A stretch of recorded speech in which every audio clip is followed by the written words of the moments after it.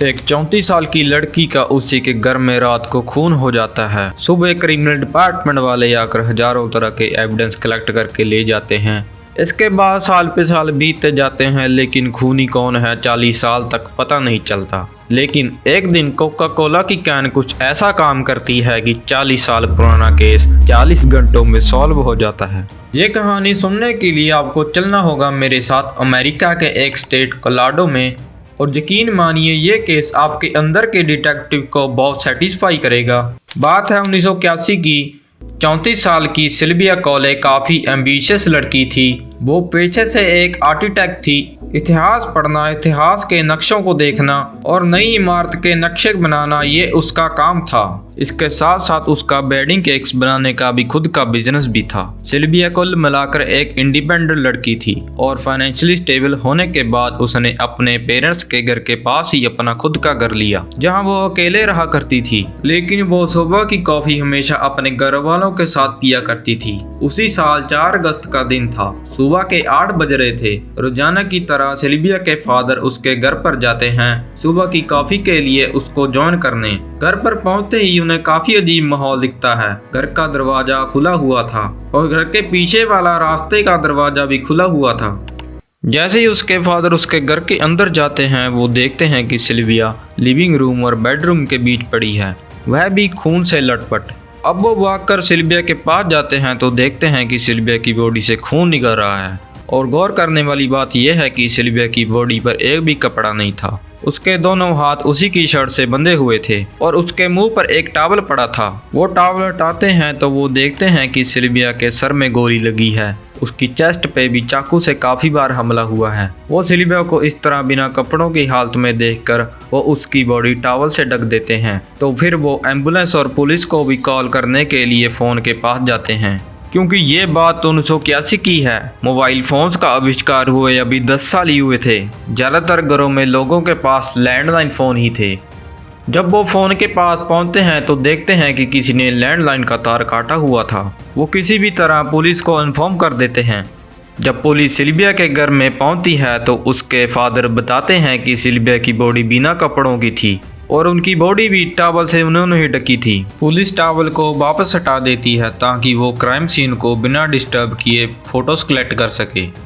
Sylvia की body को postmortem के लिए भेज दिया जाता है, जिसके बाद फौरन से डिपार्टमेंट वाले उसकी घर की छानबीन करते हैं। छानबीन करने पर उनको दिखता है कि बेडरूम की विंडो को तोड़ने की कोशिश की गई है, लेकिन वो खिड़की ज़्यादा मजबूत होने की वजह से टूट नहीं पाई। जिसके बाद वो बाथरूम में जाते हैं और वहां वो देखते हैं बाथरूम की एक बहुत बड़ी खिड़की पूरी की पूरी टूटी हुई है और उसे खिड़की से निकलकर रास्ता सीधे झाड़ी में जाता है। वह सबूत इकट्ठा करने झाड़ी में जाते हैं और झाड़ियों में लगभग 6 फीट दूर उन्हें टूटी हुई खिड़की के कांच मिलते हैं। घर के अंदर से भी बहुत सारे सबूत मिलते हैं। सिल्विया की बॉडी भले ही ड्राइंग रूम और बेडरूम के बीच में फर्श पे मिली है, लेकिन सिल्विया के बेडरूम में बेड पर बहुत सारा खून फैला हुआ था। पुलिस को बेड के पास पड़ा हुआ एक खून में लटपट एक चाकू भी मिलता है। ये चाकू सिल्विया की बेडशीट पर मिलता है।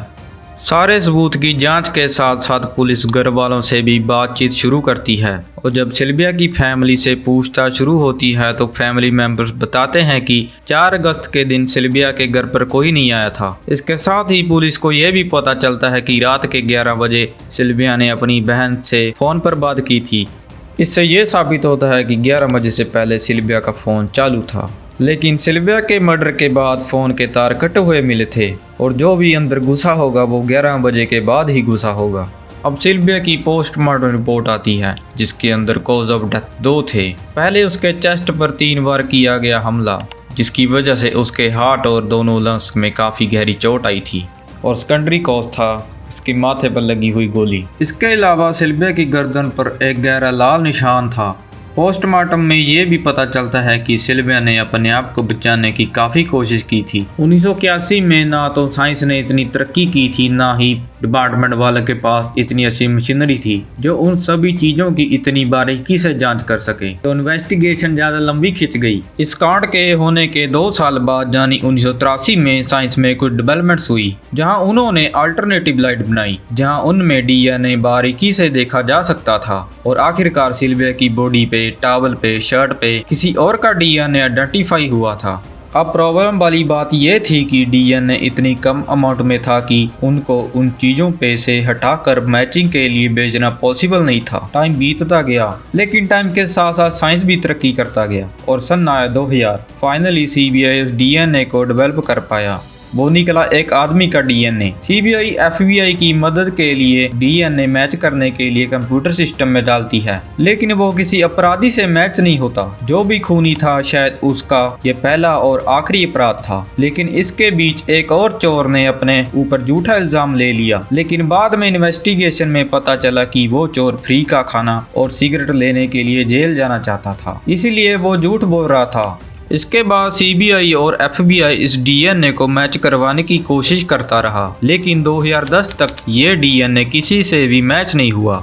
अब साल आता है 2020। 2020 में एक कंपनी सामने आती है, यूनाइटेड डाटा कनेक्ट, जो डीएनए कलेक्ट करने में माहिर था। अब एफबीआई उसकी मदद लेती है। अब 26 मई 2020 को सिल्विया के घर पे मिले डीएनए एक डीएनए से मैच हो जाता है। तब सीबीआई ने बहुत सारा रूल आउट किया। तब शक गया सिर्फ एक आदमी पर, जो 1981 में सिल्विया के घर से 20 किलोमीटर दूर रहा करता था। अब पुलिस उसके घर के चक्कर काटने शुरू करती है, लेकिन एक दिन एक आदमी उस बिल्डिंग का कूड़ा इकट्ठा कर रहा था। वो सारा कूड़ा घर के पास वाले डस्टबिन में डालने गया। मौके का फायदा उठाकर पुलिस उस बैग को अपने साथ ले गई। पुलिस को जिस पे शक था उस बैग में से उसी के नाम का बिल मिला, जिसमें उसका ईमेल एड्रेस था, जिसमें खरीदा हुआ सामान की लिस्ट थी। उस सामान में एक कोका कोला की एक कैन भी थी।